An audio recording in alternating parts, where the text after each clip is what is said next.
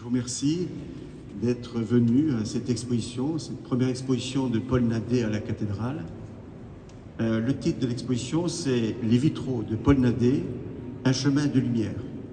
Alors pourquoi ce titre? Parce que ce peintre vit alternativement entre Metz et Nice. Il était présent à Nice au cours des événements tragiques du 14 juillet 2016. Il n'était pas directement sur les lieux du drame à la promenade des Anglais, mais il était à Nice. Et un an après, le 14 juillet 2017, a débuté cette réalisation, l'idée de réaliser des vitraux. Alors pourquoi? Parce que il s'est associé à une soirée d'hommage aux victimes justement de ce drame qui a eu lieu à Nice le 14 juillet 2016, et ils se sont retrouvés dans une église.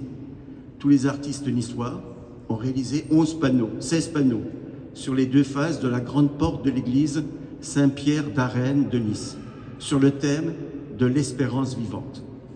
Alors Paul Nadet, qui vit aussi alternativement à Nice, a été invité à cette soirée. Et malgré sa surdité, pour comprendre tous les mots du discours, il a laissé son regard admirer les vitraux de l'église. Et il a dit à la suite de cette rencontre, « J'ai ressenti un apaisement en quittant l'église et je me suis promis de réaliser des vitraux à la mémoire des victimes de l'attentat. » Ainsi, une série d'œuvres, de peintures couleurs fortes, marque un nouveau départ artistique et spirituel pour lui. Alors, Paul Nadet, c'est une figure connue à Metz, notamment dans les différentes expositions trinitaires, et il a voulu utiliser justement sa peinture au service des vitraux, en fait au service de la lumière. C'était un nouveau départ pour lui. La lumière, c'est de participer au divin. On dit toujours que la lumière vient de Dieu, d'où l'importance ici des vitraux. Vous voyez la cathédrale qu'on intitule souvent la lanterne du bon Dieu, parce que la lumière, c'est avant tout cette partie visible du divin. Et il a voulu aussi dire que la quête de la couleur n'est pas inconciliable avec la lumière. Lumière et couleur sont indissociables d'ailleurs. Cette même lumière, qui est la visibilité de l'ineffable, est en tant que telle une émanation de Dieu. D'autant que par son travail des vitraux, l'artiste a trouvé un compromis entre justement la couleur ne devienne pas un artifice risquant d'obscurcir cette lumière ou de la cacher. C'était tout le débat qu'on a eu d'ailleurs à l'époque de Saint-Bernard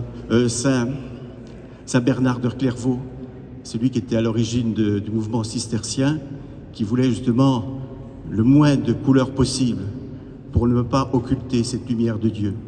Et lui, justement, j'ai trouvé que dans son travail, il a trouvé un beau compromis pour que la lumière ne devienne pas un artifice, du moins que la couleur ne devienne pas un artifice qui risquerait d'obscurcir ou de cacher la lumière. À ce titre, Paul Nadet ne cherche pas ce qui scintille et brille, comme je l'ai écrit. Il est souvent partisan du clair dénaturé, désaturé, voire même du transparent. Toujours adepte du beau, du clair et du divin, qui sont tout droit des émergences, hors des opacités. Donc laissons-nous guider par son chemin de lumière.